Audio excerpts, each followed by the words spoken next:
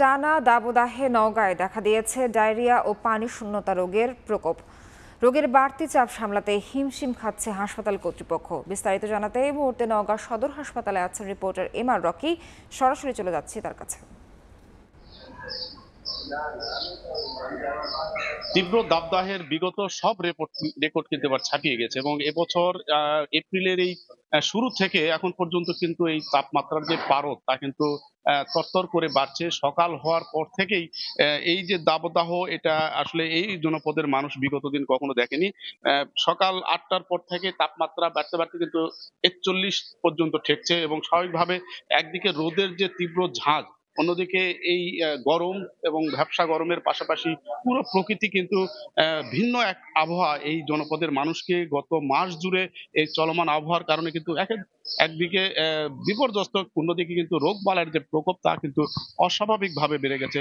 এবং সবচেয়ে বেশি যে বিষয়টা আমরা দেখছিলাম, শিশু রোগের প্রকোপটাই বেশি হচ্ছে এবং হাসপাতালগুলোতে ডায়রিয়া, জ্বর, সর্দি, নিউমোনিয়া এই জাতীয় রোগের প্রকোপ নিয়ে কিন্তু হাসপাতালগুলোতে ভিড় করছেন এবং প্রান্তিক থেকে জেলা শহরের হাসপাতাল, প্রত্যেকটা হাসপাতালেই রুগীতে একদম কিন্তু ভরে থাকছে। এবং আমরা দেখছিলাম যে হাসপাতালের স্বাভাবিক যে ধারণ ক্ষমতা তার থেকে কিন্তু 5 থেকে 6 গুণ বেশি রুগী কিন্তু হাসপাতালে চিকিৎসা নিতে আসছেন এবং অনেক নিদারুণ কষ্ট কিন্তু অনুভব করছে। আমরা এখানে অনেকেই বেড পাচ্ছে না এবং বিভিন্ন যে উপকার দরকার, যে প্রতিকারের জন্য এখানে হাসপাতালগুলোতে আসছেন, নানা সংকটে কিন্তু যারা আসছেন তাদের দিক থেকে অভিযোগ করা হচ্ছে প্রকৃত সেবা না পাওয়ার জন্য কিন্তু দুর্ভোগ চরমে ঠেকছে।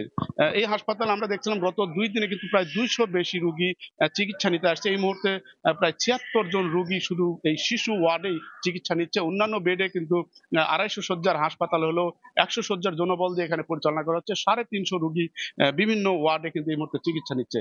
স্বাভাবিকভাবে রোগ বালাইয়ের এই বাড়তি প্রকোপ, এখানকার যারা সেবা দিচ্ছেন তারাও অনেকটা হিমশিম খাচ্ছেন, পাশাপাশি কিন্তু যারা সেবা নিতে আসছেন বাড়তি এই রোগীর চাপের কারণে প্রকৃত সেবা থেকে অনেকটাই বঞ্চিত থাকছেন। বিভিন্ন ধরনের অভিযোগ তাদের মুখ থেকে কিন্তু আমরা এই মুহূর্তে পাচ্ছিলাম।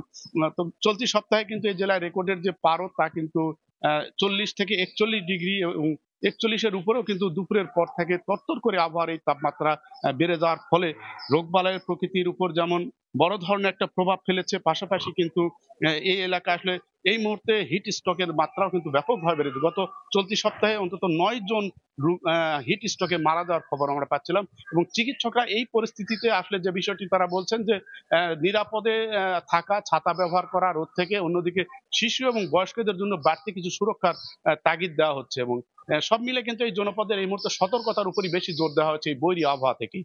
এই ছিল নওগাঁর সার্বিক রোগ বালাইয়ের খবর আমার কাছে। এতক্ষণ সরাসরি যুক্ত ছিলাম নওগাঁর সদর হাসপাতাল থেকে।